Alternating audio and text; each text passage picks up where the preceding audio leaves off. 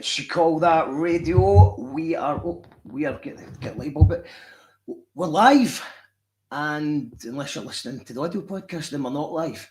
But we have a special guest. We have, I think, maybe this is our 5th season. I think every season we've had Darren on. Orwell Prize winner, BAFTA winning television star, and as of 2 years ago, a SAMA nominated hip hop artist. It's Darren McGarvey. How's it going, mate? Hello, I'm good. How are you? I'm all right, mate. I'm all right. It's just busy. It's getting a book finished. So I've just finished listening to your book. Finally, I started ages ago, but it's been a bit of a traumatic year. So I was like, I'll maybe wait till it's a better time. But what could be a better time than listening to you talking about how a book destroyed your life? As I'm trying to sort of switch off. Because I like putting an audio book or a podcast on to just sort of drift off to sometimes. But yeah, it didn't help with the insomnia at all, man. That was a lot. Well done. It's a powerful thing. Thank you, mate. Appreciate that. I mean, it's interesting what people take from the book. If you've took that a book destroyed my life, then that's interesting in and of itself. That's the beginning of a journey for you. That's not what my takeaway was, but it was more like that bit made my ears prick up because I'm just finished a book and I went, right, 2 reasons. One, it's rude to not have listened or read your book before you come on the show. Even Nicola Sturgeon read your book before she interviewed you, you know. So if Sturgeon's got time. And then when I heard about it, I was like, this is maybe really important information before I actually send off my book to publisher. There might be some golden nuggets in there. And there certainly was. So yeah, I took a lot away from it, man. I think I've diagnosed myself with the victim mentality. I think I've got the beginning of the victim mentality. I can see that. I can see that a wee bit. And I think it comes. That's really interesting. That's really interesting, man, that you say that. Yeah, not like in a pure, not in an extreme way, but I feel like I was. I didn't know what it was, but I feel like I was maybe subconsciously aware of it because I just felt a wee bit let down and disappointed in people, I suppose. And I think what I was aware of is that I'm projecting my standards to other people. And so what I've kind of done is I've just sort of backed away. In fact, I've backed away a lot. I've went rural. I've just left. You've done a geographical, mate. I've just I've left the island, all the people. But yeah, is that am I reading that right? What you're talking about? Because obviously you're talking about the sort of it goes on to different extremes. Yeah. Well, that's in the kind of third part of the book. So there's a lot of establishing certain concepts in order for that part of the book to be slightly more palatable than it might be if you were just coming out with that in the first part. So obviously, first part of the book outlines a kind of cultural critique of the trauma industry and the trauma discourse, whether you're talking about charities, platform people with trauma, or you talk about social media influencers who either disclose publicly their trauma or mental health professionals of varying ability and agenda, really kind of offering the magic pill for managing your trauma. And then the second part of the book tells a story, shows the power of a lived experience story, but then begins to deconstruct it, so it's like taking the pre-established form of a lived experience person talking about their trauma, but then imagine that person stayed on stage for another 15 minutes and went, actually, let's run a fine tooth comb through all of that story I just told you. And so the chapter you're talking about where it refers to victimhood is ultimately like it's a kind of call to arms rather than a criticism. And it's me outlining the ways, particularly during my drinking days, where I descended into a kind of permanent victim mentality, and on the front it never seemed like that. I would have came across maybe as a rebellious activist or somebody who had convictions, but underneath a lot of what was driving it was a sense of feeling excluded, a sense of feeling like I had been forgotten about, and it all come from childhood, the struggle to be heard. And by outlining it in the way that I do in the book, I'm trying to encourage the reader to go on that journey as well if they need it. And victimhood manifests in different ways. I think most people will experience a justified sense of victimhood at some point in their life when a wrong has been done to them, whether it's an interpersonal thing or a systemic thing. But ultimately, whatever happens to us, we are the ones that unfortunately are responsible for cleaning up most of the mess. And that means eventually not just being able to describe what happened, but also being able to describe how it changed us for good and for bad. And for bad, for some of us, it can be victim mentality, a victim mindset, or it can become like a victim mentality, which is more pathological. And we know people like that they become almost impossible to have a relationship with unless you're constantly co-signing their very paranoid, delusional way of looking at everything. Okay, it's in one hand I'm like, because I do know people like that, and in one hand I'm like, how can it get that bad? But in another way, I can kind of see how it can be intoxicating to just, like everything is always somebody else sort of thing. It must be quite hard to let go of that, because there's a freedom to that, I suppose. Yeah, there's a freedom, and basically, when that's the answer to every question, then you're not really called upon to do very much, but constantly have it reconfirmed that is what is the case is now. But whatever freedom that gives you in short term, the long term is that people with a victim mentality, they will actually go around subconsciously burning every bridge to a better mindset, to a healthier lifestyle. Because the minute that anybody who gets close to them loves them enough to challenge them, then that will be taken as an attack. Because if you're immersed in a victim mentality, there's no constructive criticism, there's no nuance, and so unfortunately, one of the negative impacts of the trauma industrial complex is that there's an algorithm for every mindset, including the victim mentality. And so the victim mentality algorithm, it will talk constantly about the systemic issues that you face as a result of your identity configuration. It will say, no, people don't have a right to tell you how to regulate your nervous system, because your nervous system's dysregulated as a result of, late stage capitalism, systemic racism, systemic, whatever it might be. And all of these things are true. But you will often find people who are just as, if not more, impacted by those things, who have a different mindset around it, and therefore they experience the world in a more even-handed way, even when it gets difficult. And it's a difficult thing with the victim mentality, because either the person has to really bottom out until they're kind of humbled to come back to reality, or they just continue on a path and they become surrounded by people who, exploit or are exploitative, or people who have similar mentalities, and so they all kind of validate each other in a culture where they're not really in touch with the truth of things. Can you remember the tweet that you talked about? Because I had to go back, because I thought I was disagreeing you with that at one point. So I actually sat with that bit for a while. So it was something like the healer. The wounded healer. Right, okay. So it was a tweet that you didn't like, and it sounded on the surface like it was all right. But yeah, could you go into that? Well, basically, this guy's very, very prominent social media influencer. He's a mental health professional, and he does a lot of good content. But I remember one day he did a tweet where basically the gist of the tweet was, he was basically encouraging people who were in the grip of a mental health crisis to start making character judgments about the people around them. He was implying that, your risk of being exploited by people around you is increased by your vulnerability. And that is true.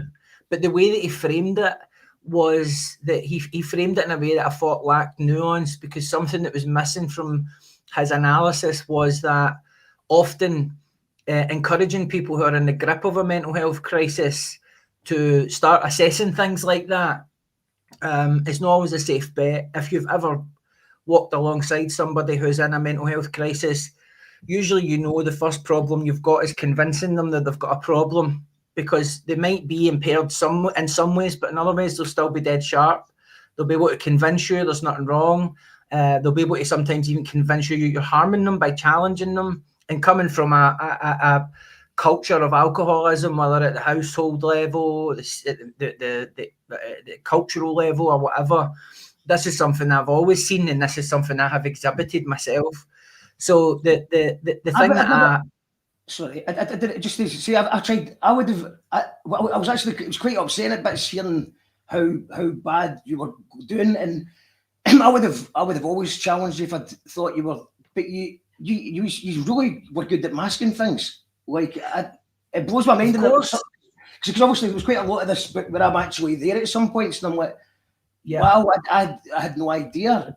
It was sort of mind blowing. I mean, you did a fucking TED talk. I was a +1 for a TED talk. I know. I did a TED talk, and I don't remember doing the TED talk. I freestyled it. So I remember you didn't seem bothered. I suppose in hindsight with that, was that maybe were you something else? Well, the thing is, when you've got a baseline competence, you can do most things. I mean, there's a lot of clips of me on YouTube and videos and stuff that's been uploaded by third sector organisations, mental health people, NHS, and like if I look at the clip, I can tell you if I'm on painkillers or not, because I always get a really bloated stomach from codeine. So I remember one time I'm talking in the conferences, maybe like 300, 400 strong. You know, when you've got everybody eating at the palm of your hand, and there's a part of you that just wants to go, I'm fucked. Do you know what I mean? Like, I'm actually fucked.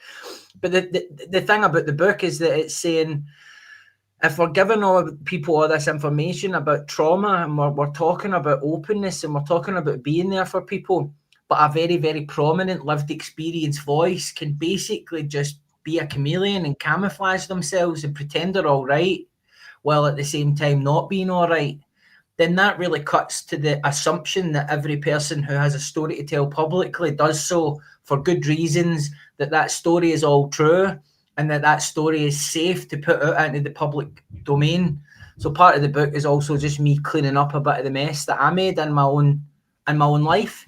And I think that while my circumstances are unique to me, people will see, the themes will echo for a lot of people in their own lives, irrespective of the level of public notability or whatever. You know, we all tell ourselves stories about our lives, and sometimes those stories aren't as true as they feel.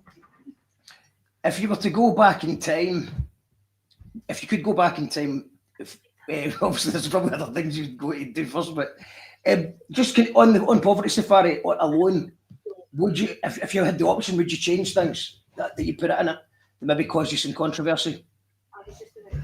I wouldn't change. It's hard to say, because the way everything that book was true to what everything felt to me at the time. Lily, see if you could just not run around like a rhinoceros. That'd be great. Thank you. Lily, that'd be great.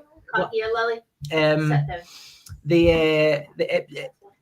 It's hard, you know, as well as a creative person. You know, you go back and listen to your early releases, and you the first thing you'll notice is the things about the thing that no longer chime with how you feel about stuff now, or even just changes in the way that you express yourself, or different tastes that you had. And it's a bit like that with books, especially if there's an element of memoir. They're more like a kind of photograph of how you were at a certain time.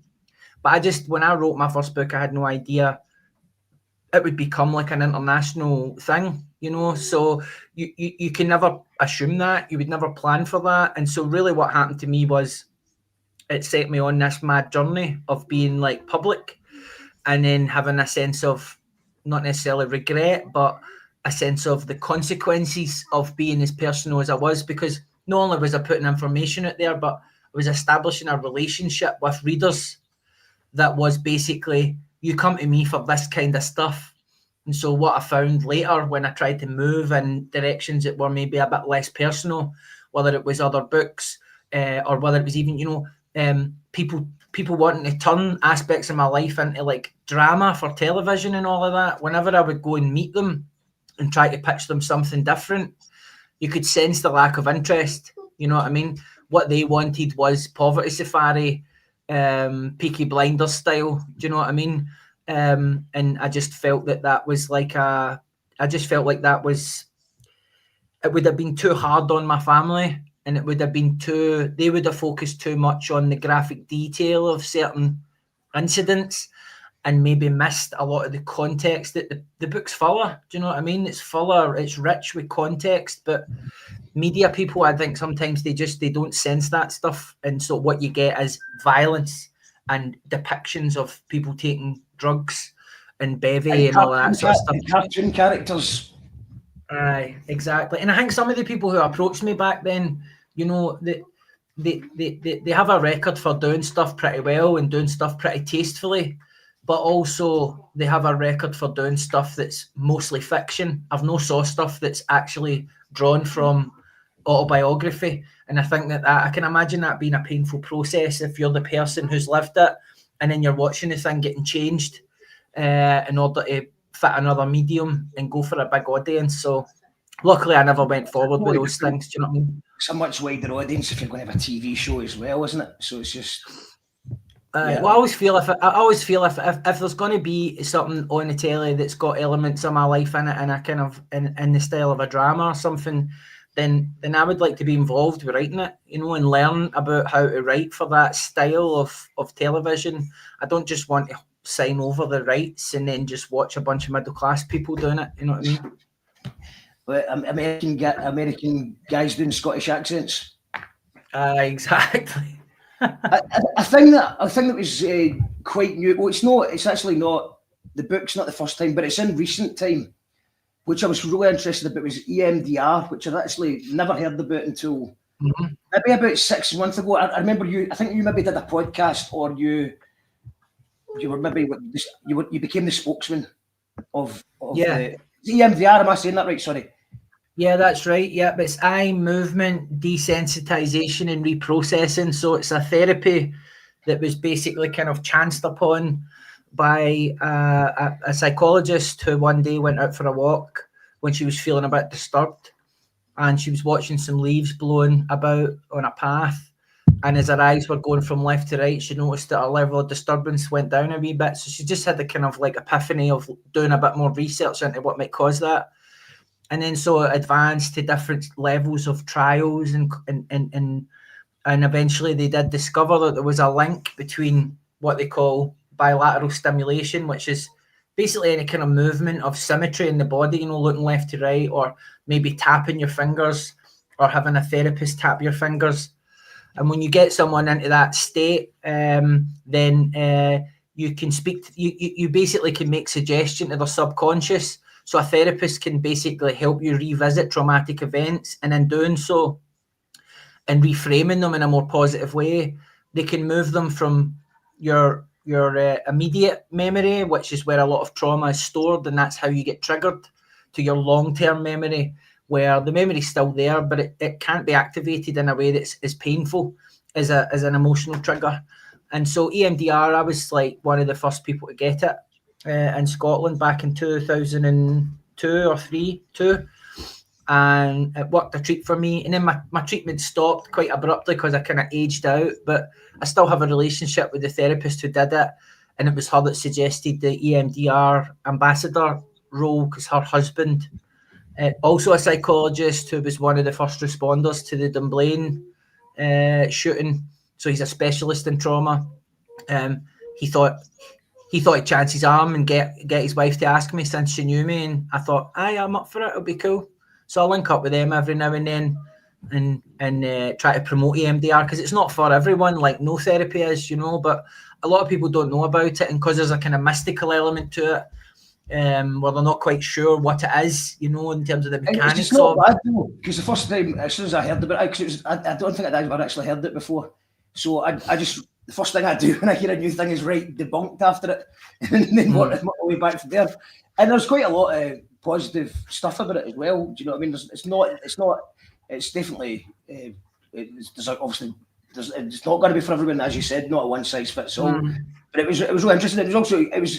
It was great to hear the warmth and reverence you had for that woman. I mean, she came along when I was maybe about 19.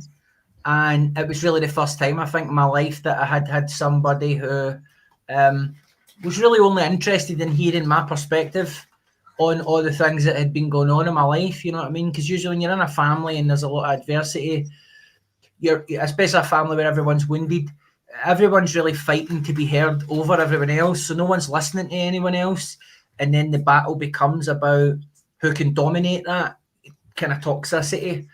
But when you're sitting across from a therapist and they're really just interested in you, then you suddenly feel a sense of relief for the pain just in some of the stuff that you've experienced, just being witnessed by somebody else rather than somebody try to defend themselves or dismiss what's happened.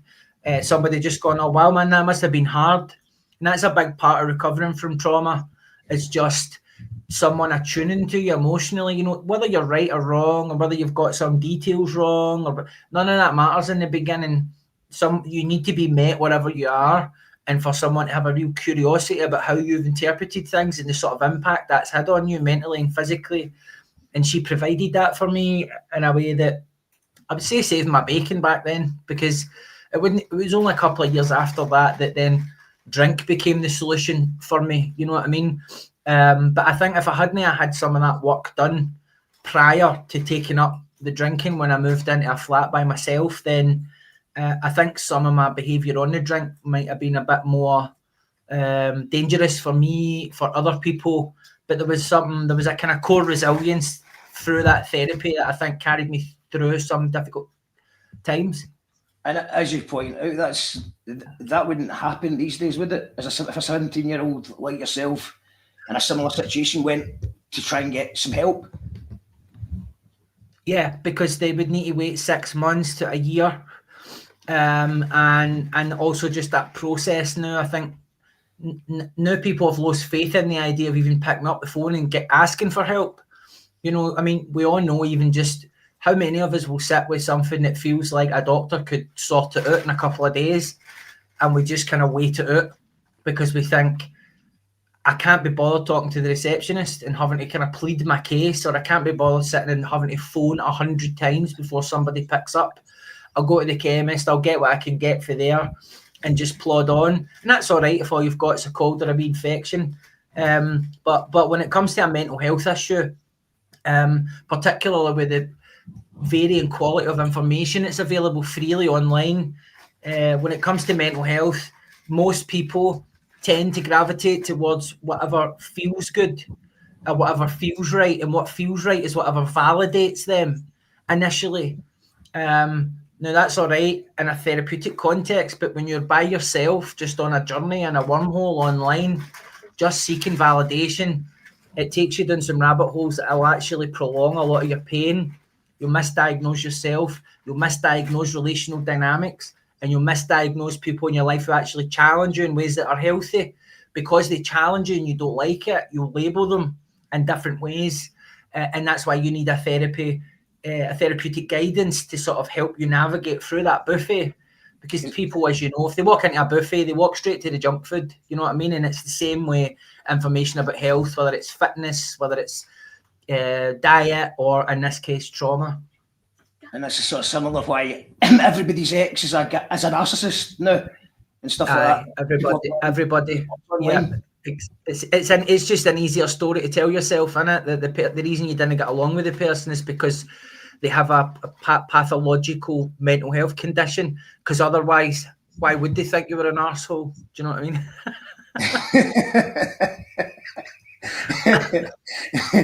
There's obviously I don't want to spoilers. I'm not going to do spoilers, so I don't want to obviously your feelings towards the trauma industrial complex. It is complex, and it's you go through various ways of talking about it. But would you say that your views softened on it in general? Because I got feeling that there was quite an interesting bit where you said that when you were talking to specialists that you had respect for and stuff, when you were trying to get them to kind of I don't know, back up your initial thoughts. Sorry, if you know what I mean. Yeah, that's right, mate. I started off like a lot of my stuff kind of coming from a place of irritation. You know, I think a lot of my best writing starts there, but it goes through a process of softening and going for a bit more nuance. And just kind of ironically, what happened to me was, you know, halfway through the process, I experienced some adversity. And so then I was experiencing like different effects of trauma being kind of awakened by certain circumstances. And so first of all, that gave me a kind of like, that was like once I started to kind of get myself together, it reminded me that I can't assume what the level of trauma is of the reader or what the experience is of the reader, and that I need to actually tread a lot more delicately through this terrain in terms of what the tone of the book is, because there's a lot of passages in the book that were written for humour, and while that stuff still works in a live context with audience that's familiar with you, a lot of people come to your book cold. They don't know you. Someone's bought them the book and they're just reading it, and so you need to be careful. So I sought a lot of guidance from mental health professionals in terms of letting them get proof copies and stuff to give me feedback. I let every single contributor to the book that I feature read the entire chapter that they're featured in, so that they can first of all okay everything, and that was a really useful part of the process as well. But also when I met with certain campaigners or people with, you know, a bit of professional background in this, I think that they could sense I was on a journey with it, and part of the thing that brought me back to a place of reasonableness in terms of the tone was just that they knew me well enough to sort of give me my place. They understood where my frustrations were coming from. A lot of how I approached this book was informed by my experience of the online world.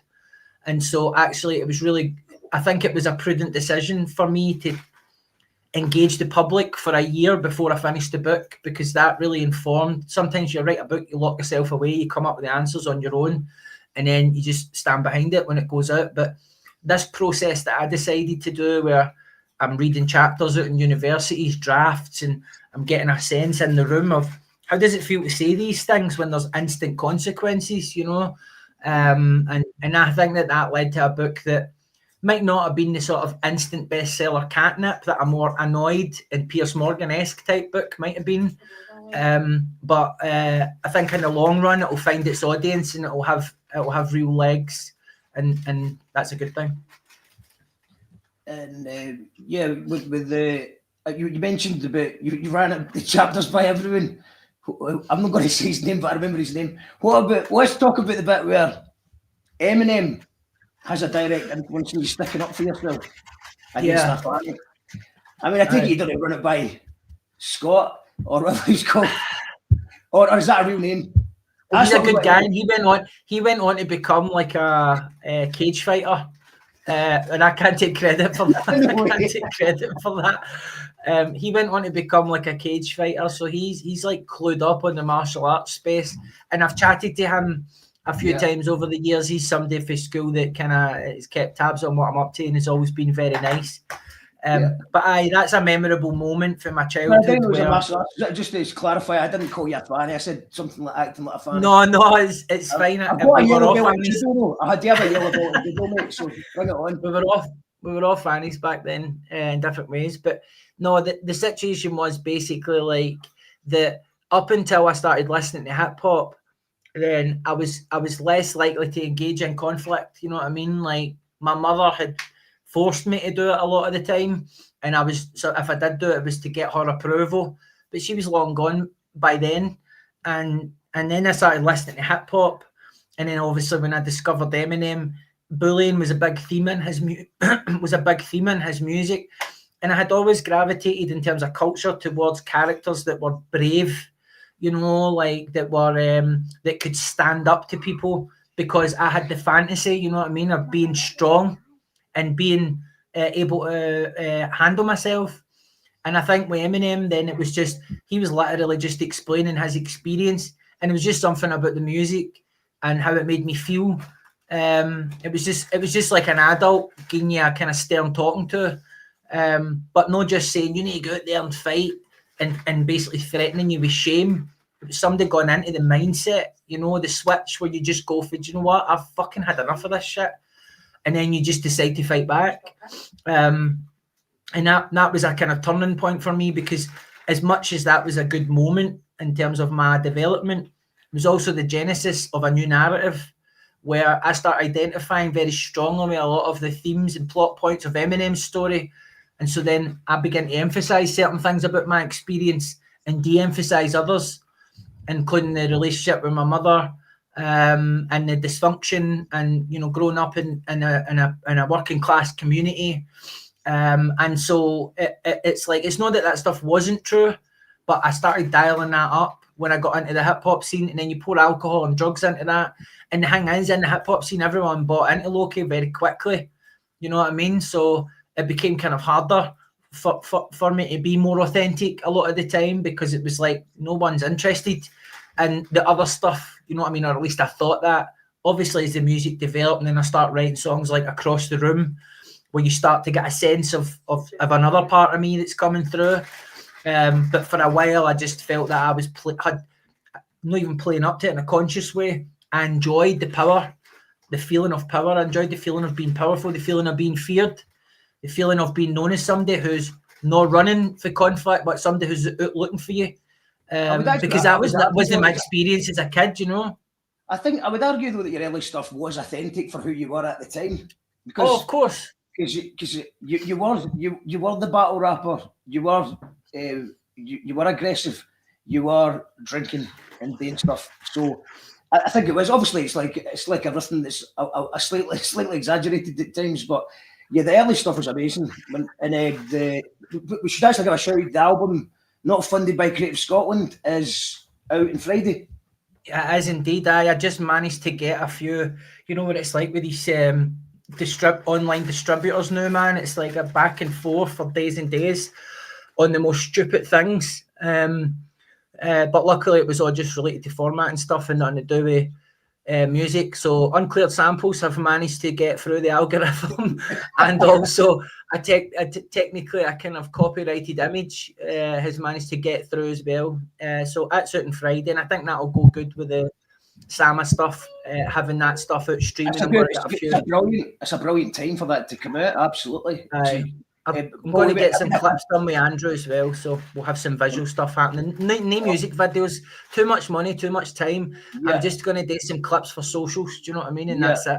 That's what I've ended up doing. Well, we did a great shouts to Martin Windybank. He did one for a fancy man right about the album launch time, and then we had an old that's one. That's a good man. And then it felt like the end was originally came out about 2 years ago, so that's on the album as well. But yeah, I just found that just, because if you could just do a wee clip, and some of the clips they're just miming the camera or walking by with the lyrics coming up, and it's almost as if you're. It's almost as if you're going to do a music video now, you need to make it more than that. You need to make it like a short film or a mini doc or something that because just the idea of just people devoting 3.5 minutes of their time to just watching you visually do the song that they can just go and listen to anytime they want. What is happening? It's not got the same pull. It's not got the same pull. To be honest, what's happened to people's brains, man? Because I mean, to be honest, I'm not that fussed, because filming music videos, it's my least enjoyable part of the process. I just don't like it. I've never liked it. Yeah. I don't like being outside. I don't like stoning about. Do you know what I mean? Like I want to know where the toilet is. I want to be in a warm environment. You know what I mean?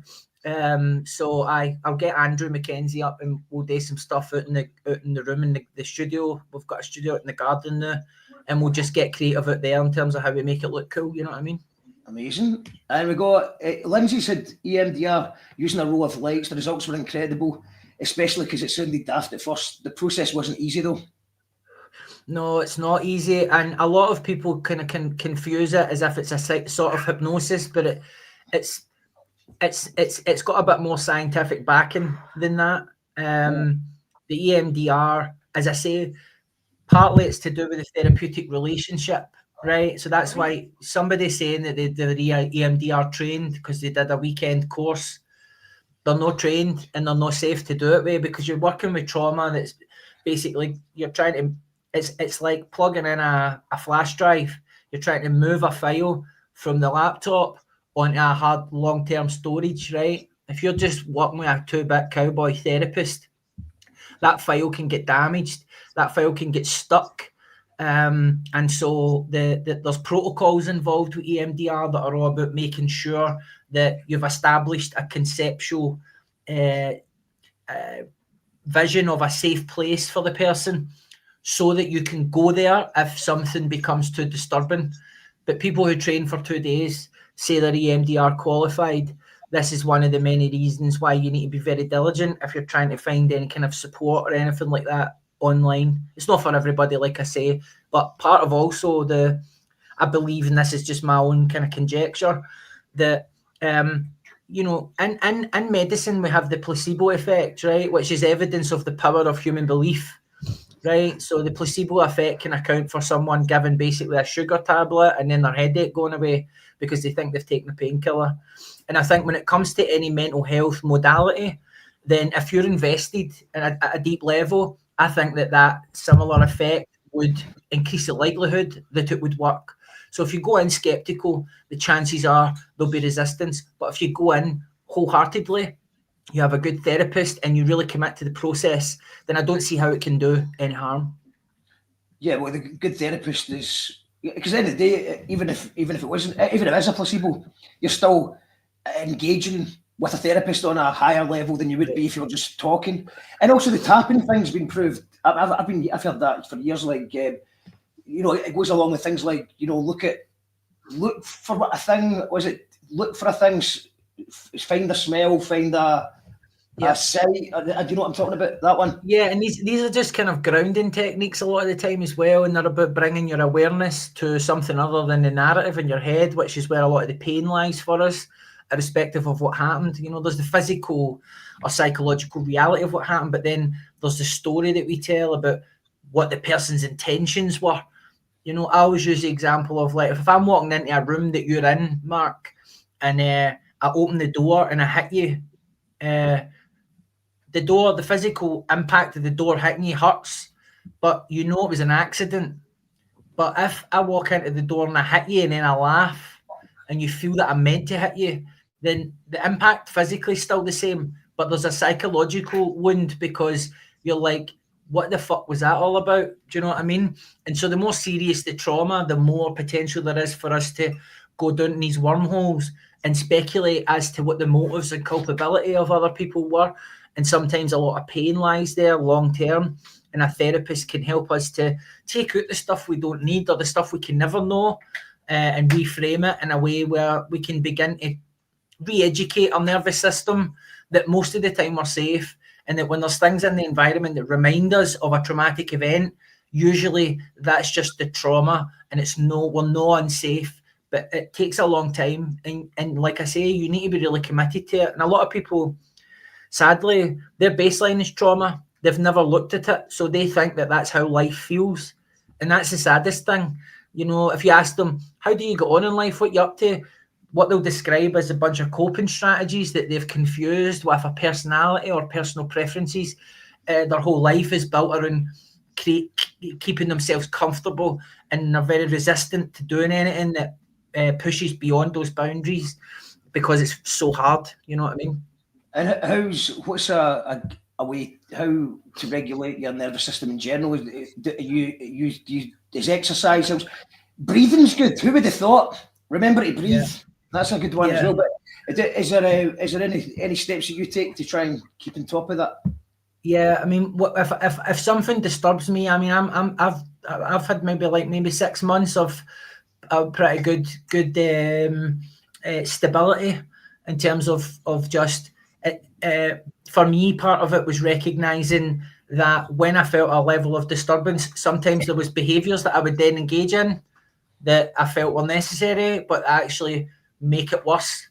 And so paradoxically, as much as sometimes the trauma is not caused by you, you actually make it worse for yourself in terms of how you respond to certain discomfort. So for me, that might have been forgetting to eat, you know, or staying up very late, or conducting my own kind of like my own behaviors where I think I'm keeping myself safe by trying to stay abreast of all these different types of things, when actually I'm just exhausting myself and banging my head against a wall. And then also in terms of just like physically, it's like what I realize is that when the feeling happens, what then happens is the mind comes in and starts telling you a story about why you've got that feeling. But actually that story usually is some version of a story that you've been telling yourself since you were a kid, but it just changes based on the context. But the root subtext of it's always the same. So for me, it would usually just be, you can't trust anybody. Nobody's safe. I'm going to get hurt. And so whatever the narrative was, that you start to try to get into the habit of feeling the traumatic things kind of stirring up a wee bit, noticing the brain, and then just breathing through it, or getting yourself busy doing something else. And actually, kind of strangely, as much as a lot of the guidance that people get online is that if you feel triggered or you're at risk of being triggered, you need to move away from it and be and not expose yourself to it.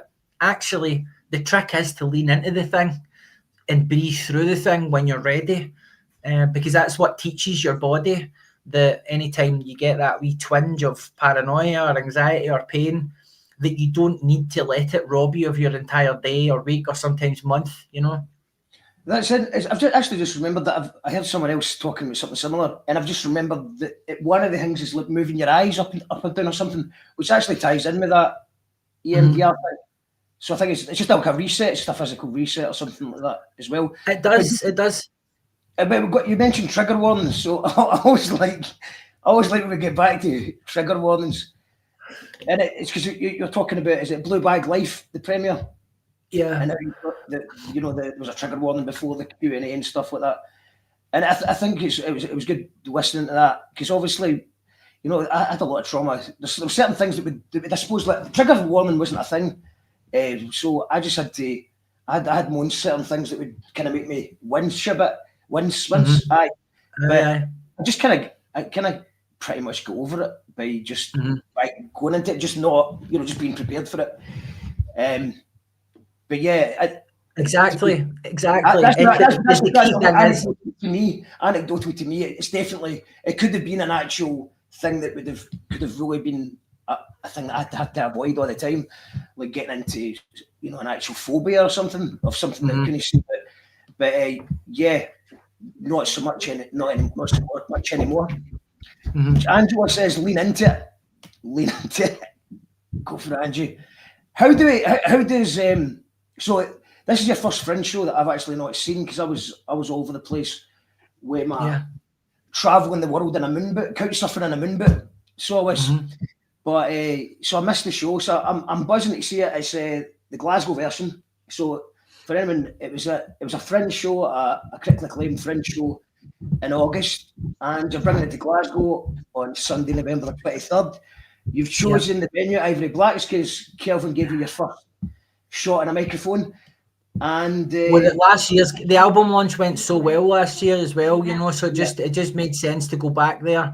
And I like the intimacy of the venue, the familiarity, and just dealing with Kelvin and the staff there.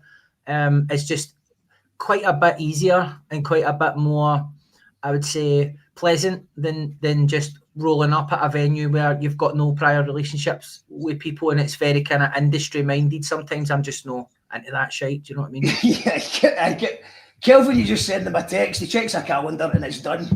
And then that's done. It. Aye, yeah. There's no surprises with Kelvin. Aye. Thanks to Kelvin. And also we decided to do it, make an early start, just because we're all getting a bit older, and it seems to me like every time we do a Sunday gig now, the earlier you're on, the better. Like when we played the Barras for Soapy Fest, I was actually worried because we were on quite early. It was a bit earlier than we were supposed to be scheduled. But I think it actually went in our favour, because a lot of people, if they've got work the next day or whatever, you can come out, watch the show, and you can be home by 8 o'clock, 9 o'clock. And if you don't want to do that, I think Kelvin's just going to let us just play some tunes anyway. So we'll maybe just stay in, see what the people can decide if they want to stay a bit longer. But exactly. My plan is to kind of, do. I've got Becky coming to do support, and she's doing a kind of stripped back acoustic set with some other musicians, and getting. She's using it as an opportunity to kind of prepare for her tour that's coming up next year. So it seems like it would be a perfect environment for that, and given the themes of the show and the kind of vibe that I want to create, I think that sort of aesthetic will lend itself well to setting the scene and kind of setting the table. and then we'll have the 1 hour or so show. Obviously, we're having a bit extra time and not having that rapid fire turnaround at the Fringe. I might have a wee bit more time to take the ball for a walk if the opportunity presents itself, but it's not going to be much longer than an hour. Then we'll break. Then we'll come back for a 1 hour kind of Q&A engagement with the crowd, and then after just have a kind of a sort of book signing, but also kind of debrief, decompressing. An hour to chill and chat, because a lot of things come up for people with a show. It is quite hard hitting, and unfortunately, the Fringe, there's no really the facility to have that deep, that sort of aftercare, if you will. So I thought, because it's a Glasgow show and a lot of people were on at me for not having a Glasgow show during the Fringe, I thought I'll give a Glasgow show, and also I'll do a unique one-off format just for the troops, and hopefully that'll get people to come out and at that 5 p.m. 4:30 doors, 5 p.m. kickoff time. I think it gives people a bit of flexibility as well to get up the road and stuff, because I know that's what I appreciate these days, having wee ones and stuff like that. Absolutely, and it's so you don't normally like hanging about too long. I think you say that in your book about 3 times, or at least 3 times. I turned up just before my set and I left just straight after it, kind of thing. So yeah, especially if that's especially so with the later on gigs or festivals and stuff like that. I don't mind so much, if Becky's there or maybe one of the kids are with us, then we can make a wee event of it, you know what I mean? But if I'm on my own and it's late on, usually, hanging about when everybody's just getting wild, I've just learned that it's no my scene. Obviously, I check in with people. I'm not a dick about it, do you know what I mean? I stop by and say hello to folk and catch up with people. But I think most people who know me understand that that's just the way I live my life now, Aye, of course. Angel's asked for a ticket link. I put the ticket link in the comments. If you listen to the audio podcast, there'll be a link in the info. Mharri says, any Irish dates yet? We're working on it.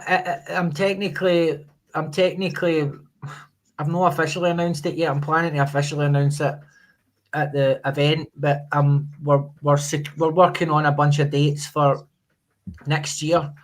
And I want to get an Ireland date in there. I keep getting asked to come and do something, but unfortunately, somebody's got to book me or somebody's got to make themselves known for me to do that. I've obviously done events over there, but they've been more kind of sit-in conversation, typical book festival things. I've got a thing over in Belfast in December, which is more of a keynote kind of scenario. But it would be great. And then, I think we're going to try and hit some places that I didn't hit in 2023.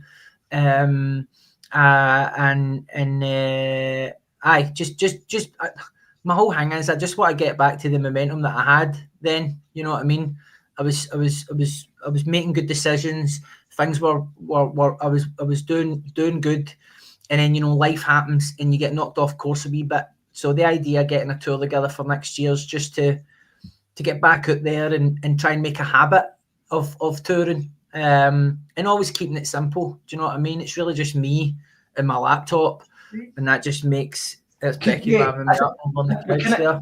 Kind of when we're just for people that maybe haven't seen the show yet, because we kind of just glossed over what the actual show is. So for anyone, what can people expect for the?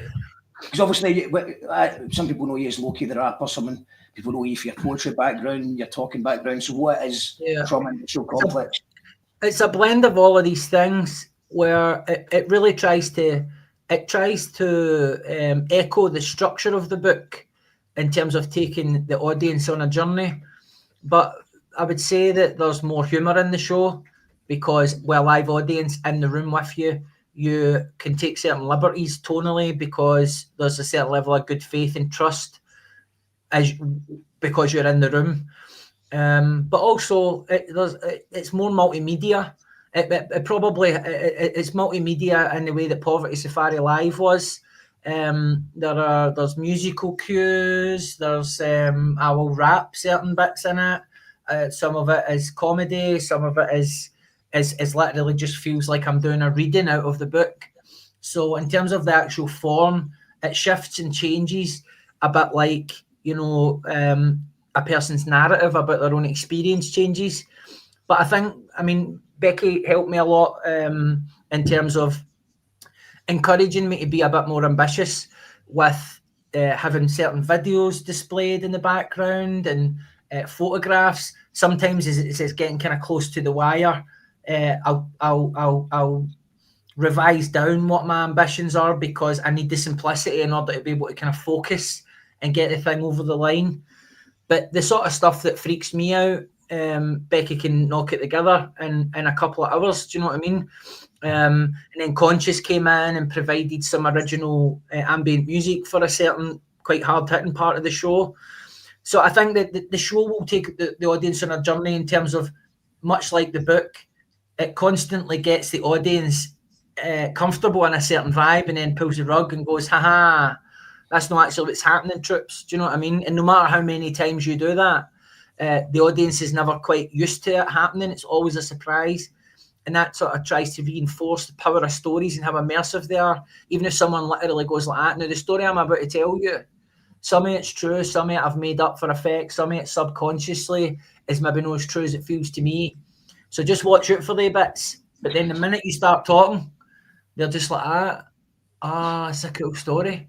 Do you know what I mean? So if you can get your audience into that place where they're quite malleable, then they can have an amazing experience that kind of, for some of them, will feel like a bit of an exorcism if they're living with trauma or a story that's causing them pain because they see somebody else making it safe for them to examine their experience through new eyes. That's the theory, that's the hope. But the Fringe went well, and I didn't hear one complaint about the show. Usually if somebody has a complaint, they're quite vocal about it. So I would say it's probably the tightest show I've done yet, and that's what people who are always honest with their criticism have said to me as well, including Becky, and I believe them. And there's obviously after the Fringe, so the Fringe went really well, and then you had the sort of a book launch tour. At first I wasn't really sure what was going on because it was Frankie Boyle and Mharri Black and Nicola Sturgeon, and you were kind of so was it all those situations they're interviewing you, and what was that like? I mean, it was well, first of all, it was announcing it was quite a negative experience actually. Obviously it's people in London who are making the decisions or who are pitching the ideas to me, and all of those figures in London, in the London literary world, are just like no-brainers. Obviously I've done stuff with Frankie before, but this is a cultural climate that's quite different. But what I realised was there's no many public figures that you could partner up with that weren't in some way seen as the worst people who ever existed by a small faction of terminally online people. And while I don't mean that in a dismissive way about some of the issues that people might have with some of the opinions of Sturgeon or Frankie or Mharri, I realised actually, you know, it makes sense for me to do these events. It's generous of each of them to give up their time to support my work like that. That's them showing me a level of respect. And for me to get all caught up about getting called a prick 60 times a day for a week, you know, is kind of asymptomatic of maybe just being online a wee bit too much sometimes. The events were great. They were all packed to capacity. And each person had a totally different angle in terms of the interview, which meant that I had quite a pleasant experience each time. It wasn't that repetitive way that it can get sometimes. And obviously it was just cool to meet these folk. Obviously I've met Frankie and Nicola previously, but it was just nice to kind of get to chat with them and stuff before the event, and it humanises people in a way sometimes that I think if you're online too much you can forget. We've got some comments. If you've got Angela's got her ticket, shouts Angela. Nice one. Nice one, thanks. Fringe, do you start getting obsessed with checking your daily ticket sales, or does somebody tell you what your daily ticket sales is?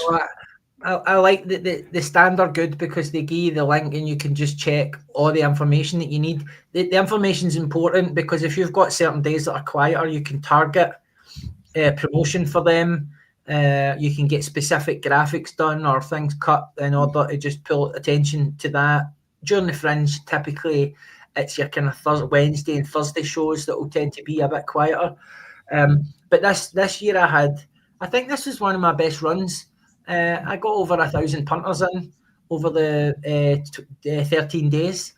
And that was without, I didn't have any I didn't pay a publicist or anything. There was no pluggers involved. Do you know what I mean? Obviously, if you invest in a plugger and you get that national media coverage, then you can double that. But the thing is, what you make doubling it goes to the plugger. If they're any good, they're hitting you for quite a considerable fee. You know what I mean? So I've always kind of found that actually the level that I'm at, as long as I'm constantly on it and making sure that all the bases are covered, then I can get more of a return and be in a simpler, smaller room. And so I do check the tickets daily, and there is a certain anxiety about it. And sometimes you do feel like it's a referendum on your personality. But the thing is that I've got to remember, Mark, is the sort of numbers that I would find disappointing are the sort of numbers most artists would be grateful to have turning up at a show. And it's amazing how quick you can forget that. Do you know what I mean? You're sitting at like 600, 700 tickets and you're in an existential crisis. And actually, if you've hit that, then you're already making a profit. And it's more the vanity. People that come on this show will be playing to 6 or 7 people at a show, if they're lucky. It's exactly. Fringe. Every single person that comes on the show says that they're never doing the Fringe again, and then they just do it. I think you said that this year, didn't you? You think you're maybe going to rethink it, but then you'll probably do it in the end. And it's rethinking it in terms of the level of stress that's involved if you don't live there for your run. So see the travel back and forth every day, the doing a show, the trains. Luckily this year I think ScotRail were really on top of it all, and most days went off without much of a hitch, and that was great. But there is a certain mental labour that's involved that you need to kind of recover from. So it's natural at the end of a run to feel a bit, even if it's gone well, you're a bit low and you're readjusting to civilian life after being in a bit of a bubble. So that's when you will hear people complaining and moaning or getting some stuff off their chest. But also there are some real issues that I'm lucky. I can afford the upfront costs associated with putting a show on, and because of the deal that I have with the stand, I don't have to pay them upfront for hiring a venue. That all comes off the back end. So as long as I get enough punters in, then that's all covered, and I just get my settlement at the end. But there's all different types of deals and contracts that people can get involved in, where they have to pay for their accommodation, which is going to be a couple of grand minimum, and that will be to live in a cupboard with a toilet in it. And then obviously there's the Fringe premium on top of the Edinburgh premium, which means your coffee, your water, everything that you could possibly buy, taxis, everything is much dearer than pretty much anywhere except London.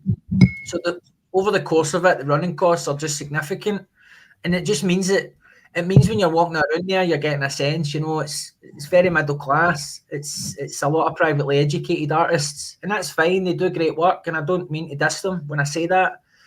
But in Scotland, we've got this thing where we like to trade on this idea that anybody can get a shot at things, and that we've got a commitment to social equality and social justice that maybe is lacking down south. When in practice, there's a lot of people I know that have dropped out because the risk is too great and the payoff is not big enough. Yeah, it sounds a lot. Like even I'm at the stage right now where I'm saying no to festivals next year. I'm saying I'm not doing any festivals next year at all. But it's only it's November now. Maybe I mean it. Maybe I mean it this time. Maybe you mean it, aye. We'll see. It's been great to listen to you, Darren, and I say good luck with the album launch and hoping to pick up a copy of your book soon. Sounds like a great laugh. Laughing along with the hoops and hurdles of young life with mental health insecurity. And nice Angela's living with trauma. Angela, good to see you out. I'll see you at the gig. It'll be good. It'll be good to see you there, pal. Thanks for getting a ticket.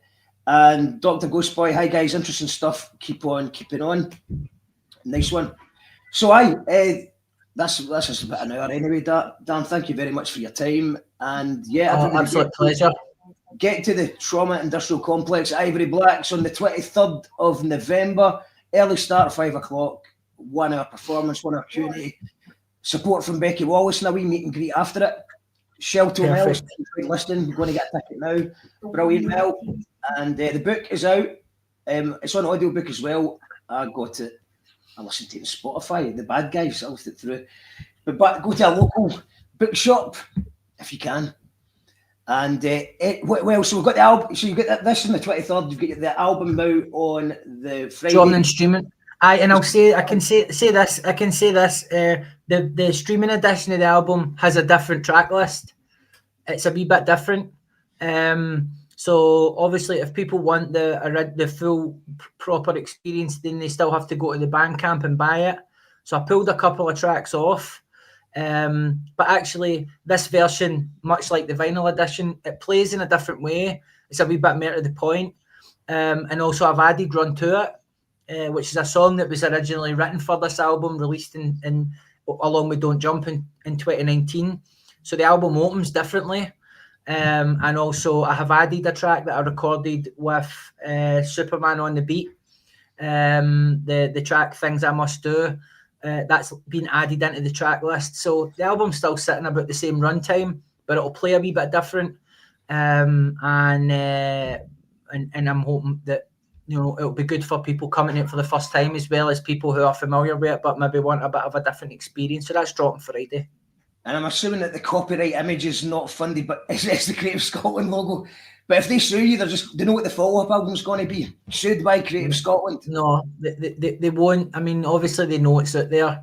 But I mean, the thing is, I might know that, you know, once this kind of cycle's done and the things out and streaming and all that water's under the bridge, then you know, as myself, Darren McGarvey, I'm not adverse to maybe going down a public funding route for a project and seeing what I can do when I'm not feeling that every penny counts quite as much as sometimes when you're funding your own stuff, you know, getting access to certain things that sometimes are just a wee bit beyond me because my skill set is kind of fixed to what it is.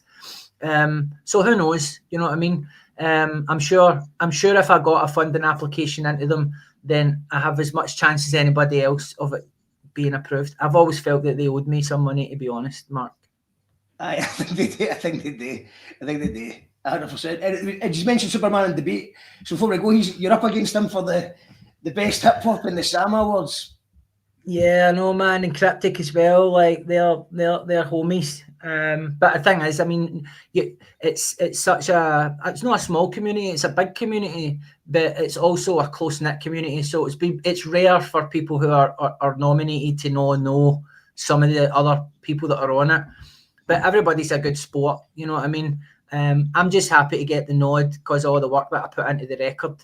And you know, it'll be a nice wee night out for the troops as well. I'll probably get some of the boys out and they can come and make an absolute nuisance of themselves in a formal music industry environment. You'd rather just be rapping anyway, wouldn't you? You've said that before. Aye, it would be much simpler if I could just rap. All this nonsense you have to do just to make a hip hop album. So it's a well-deserved nod. It's a cracking album, not funded by Creative Scotland. Go and stream it on Friday. Or if you can't wait till Friday, go and buy it in Bandcamp now and go and check it out. Yeah. So final comment we got, it's such a great record. The album cover's one of my favourites, so iconic. It says, Catalo Disco. Cheers. Thank you, man. Shout out to Notorious Gasoline Company on that. Patreon.com/You Call That Radio if you want to support the show. And I'll see you at Ivory Black Darren on the 20th of November. Thanks everyone for tuning in. Take it easy, Dan. Ciao. See you later.